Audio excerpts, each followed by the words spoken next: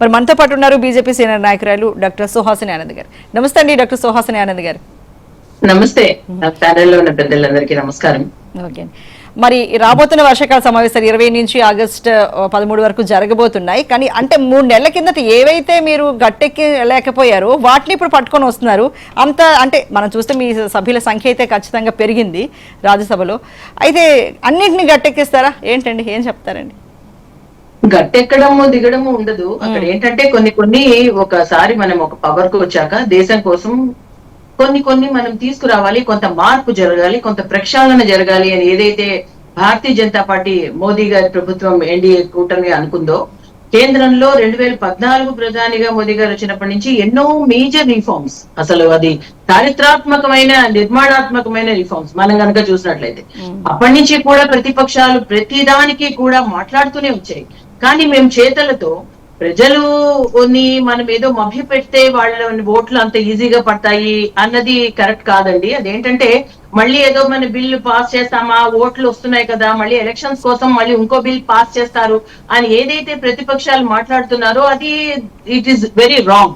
ఎందుకంటే మనం పార్లమెంట్ కానీ ఒక అసెంబ్లీ కానీ మనం ఎందుకు నడుపుతాము? అక్కడ ప్రజా సమస్యల గురించి డిస్కస్ చేయడానికి నడుపుతాము, కావాల్సిన బిల్స్ తీసుకురావడానికి నడుపుతాము.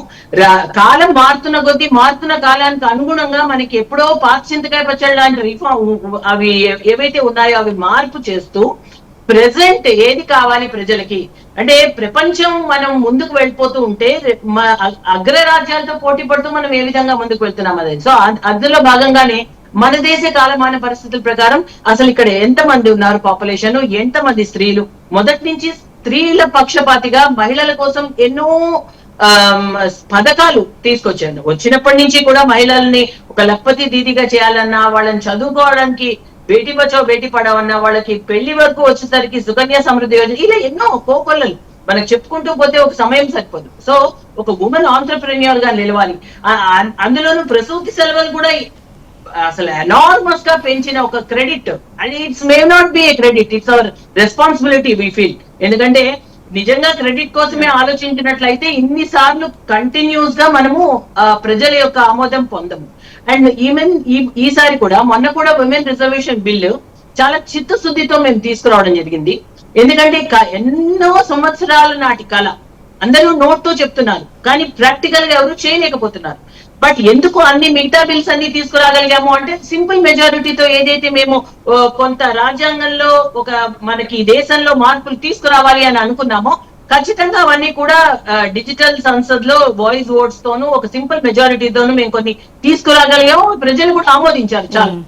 ఏదైనా ఒకటి మొన్న మహిళల కోసం ఖచ్చితంగా ఇది తీసుకురావాలి అని ఎంతో చిత్తశుద్ధితో తీసుకొచ్చిన తర్వాత ప్రతిపక్షాలు ఏంటంటే దానిని డీలిమిటేషన్ తో లింక్ చేశారు.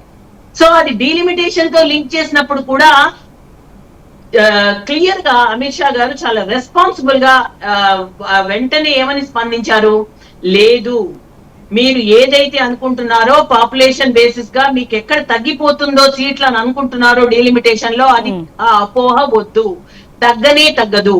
ఎందుకంటే ఇప్పుడున్న దానికి 50% ఏదైతే ఇప్పుడున్న సీట్స్ ఉన్నాయో అదే దామాషా పద్ధతిలో 50% ఇంక్రీజ్ చేసి ఆ మార్పు కూడా నేను చేసి తీసుకొస్తాను అన్నారు. అంటే ఎవరు కూడా అంత ఒగ్గరండి, అంటే ఎదిగిన కొద్దీ వదగమని అని ఎవరు కూడా చాలా మొండిగా ఉండిపోతారు. కానీ మహిళా బిల్లు తీసుకురావాలి, దీనిని ఏదైతే అపోహ ఉందో దక్షిణం ఉత్తరం అని ఇంకా ఎంత అయితే కాంగ్రెస్ డివైడ్ చేసుకుంటూ వెళ్ళిపోతుందో దాన్ని ప్యాచప్ చేయడానికి ఎంత ప్రయత్నం చేసినా సో దే ఆర్ నాట్, అది చాలా వరకు వీగిపోతుంది. సరే ఓకే, ఒకసారి మనం ప్రయత్నం మాక్సిమం చేసాం. వాళ్ళు ఏదైతే అన్నారో కాదు, మీ అపోహ తప్పు, మీరు అనుకున్నది రాంగ్, మీరు ఏదైతే భయపడుతున్నారో అది ఏది జరగదు, నేను హామీ ఇస్తున్నాను అని ఎప్పుడైతే చెప్పినా కూడా ఏదైతే Congress and SP Samajwadi party వాళ్ళు ఇంకొన్ని పార్టీస్ కూడా అప్పుడు డిఎంకే కూడా బికాస్ అది కాంగ్రెస్ అలయన్స్ లో ఉంది కాబట్టి గతంలో చాలా సమ్మతి ఇవ్వలేదు, సపోర్ట్ చేయలేదు. కానీ లేటర్ ఇప్పుడు చాలా ప్రతిపక్ష పార్టీలు రియలైజ్ అయ్యాయి. So everybody want to support women's reservation bill now except Congress and Samajwadi party. Okay, అది మనకు రాజ్యాంగంలో ఎవరిని ఏం బలవంతం పెట్టము, డిస్కస్ చేస్తాం. అన్ని పార్టీస్ తోనూ మనం మీటింగ్ పెడతారు, వాళ్ళు డిస్కస్ చేస్తారు, మాక్సిమం వాళ్ళు చెప్పడానికి ప్రయత్నం చేస్తారు.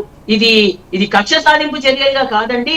ఒకటి దేశం కోసం, సమాజం కోసం, మహిళల కోసం ఒకటి తీసుకురావాలి అన్నప్పుడు అందరి మద్దతు కావాలి అని వాళ్ళు డెఫినెట్లీ వాళ్ళు అడగడం జరుగుతుంది. Right. అయినా సరే మూర్ఖత్వంగా మేం కాదు, మాకు వద్దు, ముందు డీలిమిటేషన్ ముందు చేయండి, ఆ తర్వాత డీలిమిటేషన్ చేస్తే తప్ప మేము ఒప్పుకోము అని అదేంటో బోడుగుండికి మోకాలకి ముడి పెడతారు అని అంటారే, ఆ విధంగా వాళ్ళు మాట్లాడారనుకోండి, we just wait for the time. అది ప్రజలు చూస్తూ ఉంటారు, వీళ్ళు ఏం మాట్లాడుతున్నారో, వీళ్ళు ఏం చేస్తున్నారు. రియాజుద్దీన్ గారు